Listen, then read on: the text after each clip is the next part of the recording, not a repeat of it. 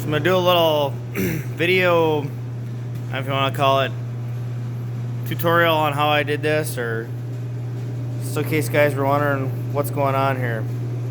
So this is a spring smasher. I think everybody knows how much they cost. I built this one homemade. I got about 500 bucks into it. This here is a 5,000 pound load cell. It comes off of eBay with this Optima. That's the model number. Readout. All this will be packaged. You know, I'll take tin and put tin over it and package it. This is right here is a 4,500 pound trailer jack. I bought one, and it was a Bulldog or something like that, because it had a bearings in it instead of bushings, so it was a little smoother operation. I had some brass bushings made that went into this 2x3 tube right here. They're just set in with these little locking screws right there, just to kind of hold them in place. The shock mounts are threaded. Obviously that's 3/4 fine thread up here, so that I can change them out for cups to test regular springs. This is 1-inch TGP, which is turn, ground, and polished. So if you're looking for a shafting material like this, if you don't know what you're looking for, I kind of did some research. This is 1045 TGP. It cost like 35 bucks for the two pieces combined. This here is a DRO, a digital readout. I kind of made a little bracket for it just to work with the way this is set up. That plugs in. This just has a simple readout on it right here. So that's how you know your length. What I did is I ripped off all of this stuff here that comes with the trailer. It's a wad.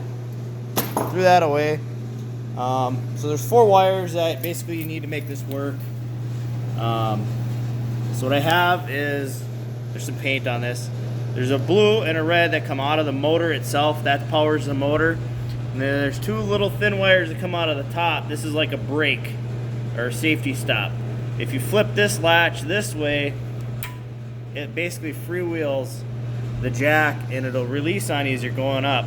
So that way you could manually operate it. I'm not worried about that, obviously. So it's clicked on there. When you power these 2 little wires coming out of here, it releases the brake and allows you to move. And then if you switch it right, it'll turn back on when you let off your switch.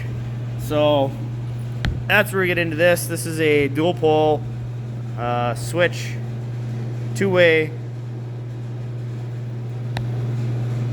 So on one end, the side middle poles here, white is my negative, red is my positive. Middle pole is power.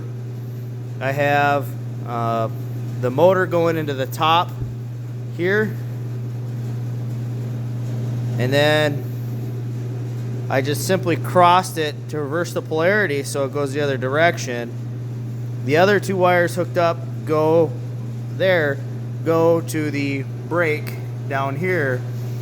So the reason that can work like it does is because the brake works, if you reverse the polarity, it works the same. It's on off DC polarity. So basically right now, and I have this trailer comes with a circuit breaker, so I wired that in, so I can't really work it too hard, even though I don't think I'll ever work this too hard.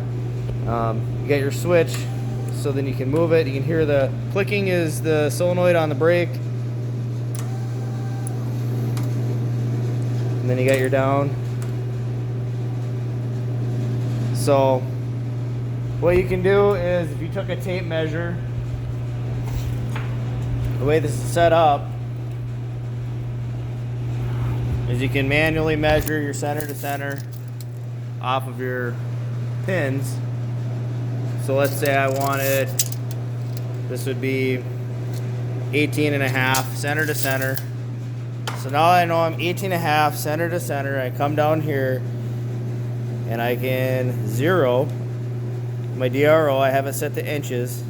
I haven't gotten too much into the programming on this yet, but you know, you get the job done with this. I have my scale which obviously all this will be mounted together. The scale and the DRO are all battery powered. This has a rechargeable that comes with it. So if you have this charged, you can run your scale like in a trailer without any power at all. This whole thing, I have a lawnmower battery down here. I've charged it once since I've been playing with it, and haven't had any issues. So right now the scale is on.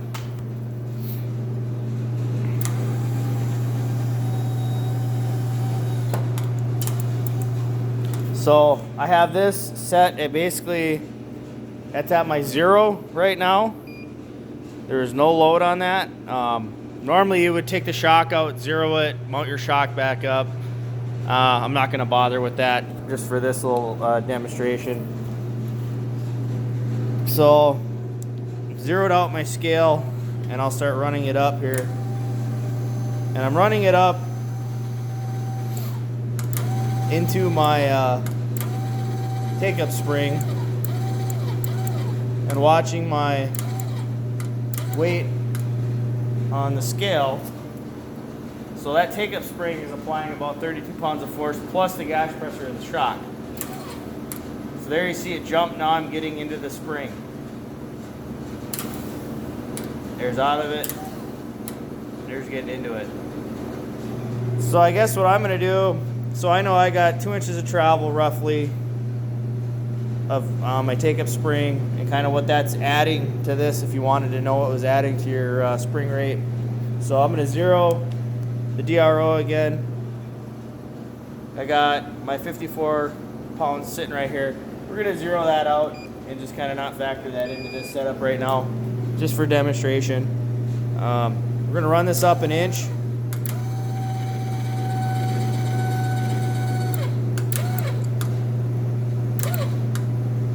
So we're real close to an inch right there.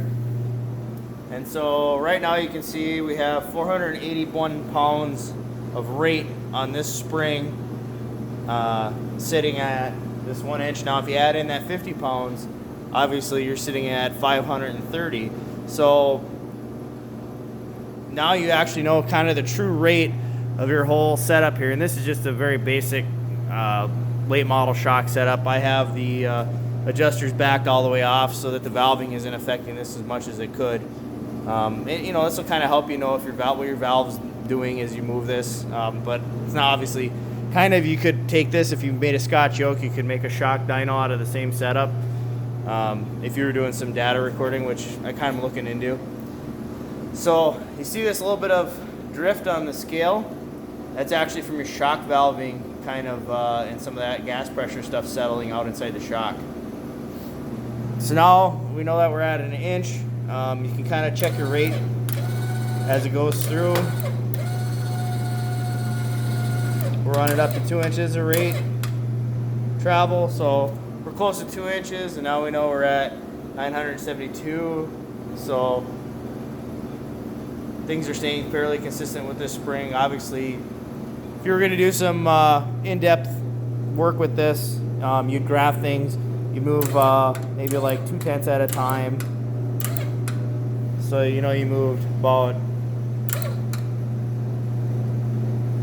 a little over a 1/4 inch there, and we know what that travel would be. So if you were getting into a bump stop, I don't have a bump in this spring right now, you could actually start getting into your bump and then start graphing your bump.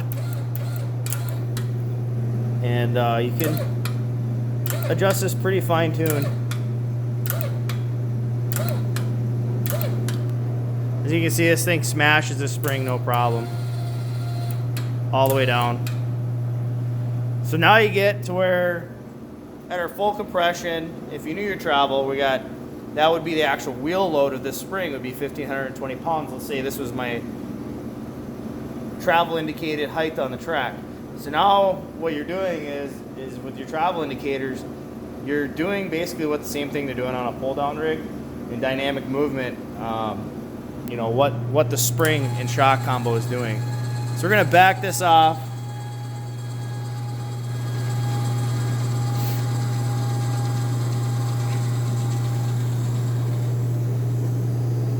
I know y'all are probably loving the cell phone video. It's crappy, but you get to see this anyways. So we got it backed off. You can see it's on the take-up spring. We're gonna throw a couple turns into this, just so you can guys see.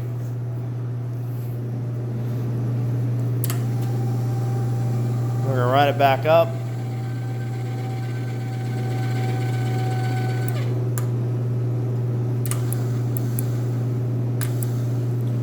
So I'm gonna take this back to 0, which we're calling our ride height right now.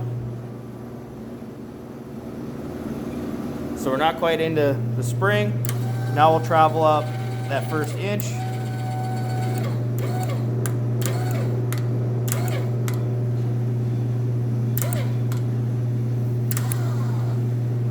You always want to back off. If you want to get closer to your measurement, you always want to back off down and then come up into it. You don't want to just back it off and leave it there. You always want your last adjustment to be up. That was something I got off of.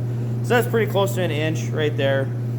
And you can see now, instead I think we're like 480, we're at 568 pounds of rate at that first inch of travel. So now you can kind of see what that adjustment does. And that's it. Pretty simple frame, nothing special. I use some bushings from Tractor Supply that the TGP fits into. So that isn't welded or anything. It's just kind of sitting this top on bolts so you can pull those rods out. So they just kind of slide in there and hold. That is the Optima load cell that I'm using. It's not focusing worth a crap. It says it is an OP312 5,000 pound load cell. Obviously this all get loomed up here, and that runs down to the digital readout right here. That's the Optima 901A digital readout. There is a RS-232 serial port on the back, and you can adapt that to USB. So something I might look into is a data mite and then do some data logging with this, so I can do some graphing with it and maybe hook a laptop up to this instead. The other thing would be to get the DRO signal set up to also record, and then kind of run it into an Excel program and graph, and then turn this concept basically into a shock dyno as well, make a shock dyno. So now you see it, that's it. All I gotta do is basically put covers on it, mount the switches, mount everything on it, but the actual thing is functioning.